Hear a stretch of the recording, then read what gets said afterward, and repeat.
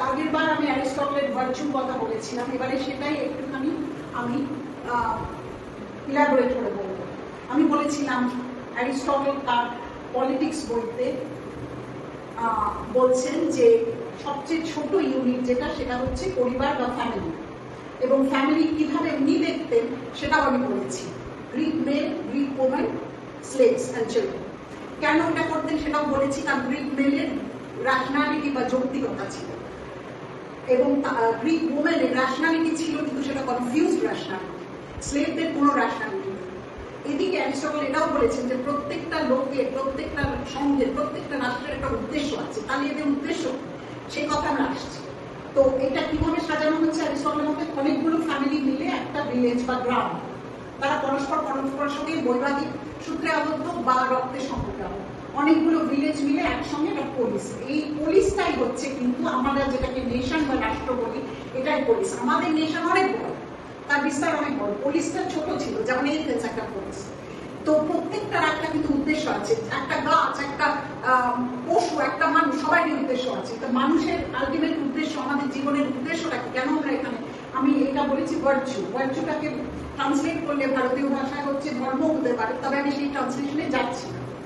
তো তাহলে এগুলোর উদ্দেশ্য কি? ফ্যামিলির উদ্দেশ্য হচ্ছে দুটো, একটা ইকোনমিক, যেটা আমাদের মার্কেট করে, ফ্যামিলিতে আমরা তো জামা কাপড় এখন তৈরিও করি না, খাবারগুলো কিনে এনে রান্না করি, সমস্ত কিছু ফ্যামিলিতে হতো, কারণ মার্কেটটা তো বড় হয়নি, মার্কেট ওদেরও ছিল, ছোট ছিল।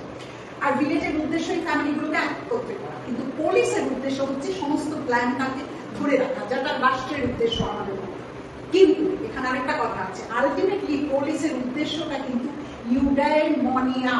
তার মানে কি, এটা ট্রান্সলেট করলে হয় হ্যাপিনেস, কিন্তু এটা ভালো ট্রান্সলেশন নয়। ইউডাইমনিয়াটা অনেকটা সুখ শান্তি নয়, একটা কাম, একটা শান্তির পরিবেশ। আমাদের শান্তির জন্য এই পুলিশ বা রাষ্ট্রের দরকার। তাহলে কি আমরা পেলাম? মানুষের আলটিমেট উদ্দেশ্য কি? মানুষের জীবনের উদ্দেশ্য, আলটিমেট উদ্দেশ্য হলো virtue, to be a virtuous human being. যদি ট্রান্সলেট করতে হয় আমরা বলবো সে একজন ধার্মিক লোক হবে, সে তার ন্যাশনাল পার্ট, তার বৌদ্ধিক পার্ট, তার যুক্তিগত পার্ট, তার যে ইরাশনাল পার্ট, আমাদের খিদে, তেষ্টা, রাগ সবই থাকে। একজন রেগে গিয়ে ছুঁড়ে ফেলে দিলাম জিনিস, সেরকম নয়। এক একটা সময় এক একটা আমরা অন্য মানে আমরা কন্ট্রোল করতে পারি, কে কতটা কন্ট্রোল করতে পারে তার যুক্তি দিয়ে, এটাই হচ্ছে ভার্চু। উনি ডিফারেন্ট ভার্চুর কথা বলেছেন, যেমন উনি, আমি ভার্চুর মধ্যে আরো যাব, সেটা হচ্ছে উনি বলছেন ভার্চুটা ব্যালেন্স করা। ধর্ম কিন্তু তাই, মানে ব্যালেন্স করা। একজন রাগ নিয়ে, অহংকার নিয়ে, সবকিছু নিয়ে আমরা জন্মাই, খিদে তেষ্টা নিয়ে, কিন্তু এক্সেসও নয়, ডেফিসিয়েন্সিও নয়। ম্যাপটা অনেকটা এরকম ভার্চু, হ্যাঁ, ম্যাপটা অনেকটা এরকম, এক্সেস বেশি, খুব বেশি, ডেফিসিয়েন্ট খুব কম। যেমন একদম রাগ করবে না, একদম ঠান্ডা, সে কিছুই বলে না, আবার ভীষণ রাগ করবে, মধ্যিখানে হলো প্রপার এক্সিবিশন অফ অ্যাঙ্গার। একজন কেউ বস কাজ করেনি, বস তার উপর খুব রেগে গিয়ে জিনিসপত্র ছুড়ে মারলো, বা কেউ একটা হোমওয়ার্ক করেনি বাচ্চা, বাবা মা খুব রেগে গিয়ে তাকে মারধর করলো, অথবা কিছুই বললো না। কিন্তু যে সে যদি ভার্চু অ্যাকোয়ার করে, আমি এই কথা বলেছিলাম, ভার্চু কিন্তু অ্যাকোয়ার করতে হয়, মানে সেটা স্বাভাবিক না। রাগ, দেশ, চেষ্টা, খিদে, ঘৃণা, এগুলো সব আমাদের স্বভাবজাত, কিন্তু ভার্চু কিন্তু স্বভাবজাত না। ভার্চু হলো অ্যাকোয়ার করতে হয়। কোথায়? আপনারা পুলিশ, এটা উইল্ডারনেস বা বনে জঙ্গলে গিয়ে হয় না। পুলিশ, যে পুলিশে কোনো অভাব নেই, ফ্লারিশিং পুলিশ, কোন লিডারশিপের আন্ডারে, যে নিজে অনেক কষ্ট করে ভার্চুগুলো শিখেছে। আমার খিদে পাচ্ছে, চেষ্টা পাচ্ছে, এক্সেস হয়ে গেছে, আমি রাগায় জানালাম, কিংবা কিছুই বললাম না, আমি খিদেতে আস্তে আস্তে আমি ডিপ্লিটেড হই, তা না। প্রপার ভার্চু মানে আমি ঠিক মতন বোঝালাম, আমার খিদে পেয়েছে, আমাকে এখন যেতে হবে, আমার নিজেকে নালিশ করতে হবে, এইটাই হচ্ছে ভার্চু। আচ্ছা, যে র্যাশনাল বিং, তার এই তিনটে ভাগ আছে, সে কিন্তু এই কন্ট্রোলটা করতে পারে, তার ভেজিটেটিভ পার্ট এবং নন ভেজিটেটিভ পার্টকে সে কন্ট্রোল করতে পারে, কারণ সে সেটা অ্যাকোয়ার করছে।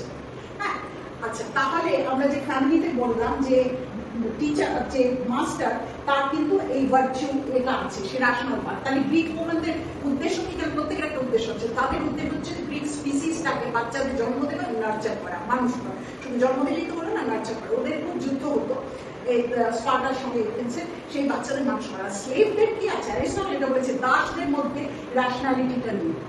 তাদের অ্যাকর্ডিং টু অ্যারিস্টটল, আমরা এটা মানি না, তাদের শুধু ওই দৈহিক ইয়েগুলো আছে, কিন্তু তাদের খুব ম্যানুয়াল স্ট্রেংথ স্ট্রং করে তারা বাড়ির কাজগুলো করতে পারে, রান্না করা, কাঠ কাটা, বাসন মাজা, এই কাজগুলো করতে পারে, কিন্তু তারা নিজেরা করতে পারে, তারা কখনো ইন্ডিপেন্ডেন্ট বা স্লেভরা কখনো ইন্ডিপেন্ডেন্ট হতে পারে না, কারণ তাদের মধ্যে কোনো র্যাশনালিটি নেই, কোনো যৌক্তিকতা নেই, সেই জন্য তারা সবসময় অর্ডার ফলো করে। এইটা কিন্তু সাইকির ছবি উনি দিয়েছেন। রাষ্ট্রের ছবিও কিন্তু এক, পুলিশ সেটা হচ্ছে র্যাশনাল, তারপরে হচ্ছে ভিলেজ, তারপরে হলো ফ্যামিলি। ফ্যামিলিটা ইকোনমিক নিড ফুলফিল করে, আর বাচ্চা প্রোক্রিয়েশন এবং বাচ্চা বড় করা, স্পিসিস জাতিটাকে ধরে রাখে। সব অনেক ফ্যামিলি মিলে একটা ভিলেজ, কিন্তু আসল যে যৌক্তিকতা এটা কিন্তু আমাদের মনের মতোই, র্যাশনালিটি, ভেজিটেটিভ, নন ভেজিটেটিভ। যে রাষ্ট্র র্যাশনালি কন্ট্রোল করে কিছু এলিট দ্বারা যারা র্যাশনাল, সেই রাষ্ট্র একদম তার মধ্যে শান্তি থাকে। আবার মনে করিয়ে দিই, what is the aim of the police? Eudaimonia. Eudaimonia translate করলে হ্যাপিনেস বলতে পারো, কিন্তু স্কিপিং, শান্তি, এইটাই হচ্ছে রাষ্ট্রের উদ্দেশ্য। মানুষের জীবনের আলটিমেট উদ্দেশ্য কিন্তু এই ভার্চু। ভার্চু মানে কে ভার্চুয়াস? যা র্যাশনাল পার্ট তার অন্য দুটো পার্টকে কন্ট্রোল করে। এটা আমাদের থেরাপির সঙ্গে খুবই কানেক্টেড। আমরা যখন সিবিটি, রেশনাল বিহেভিয়ার থেরাপি এগুলো শেখাই, আমরা র্যাশনালিটি দিয়ে যখন যদি আমরা আমাদের ইমোশনস গুলো কন্ট্রোল করতে পারি, ঠিকভাবে এক্সপ্রেস করতে পারি, অনেক সমস্যার সমাধান হয়। এইটাই হচ্ছে আমার লেকচারের সেকেন্ড পার্ট, এবং নমস্কার, আজকে এখানে শেষ করছি।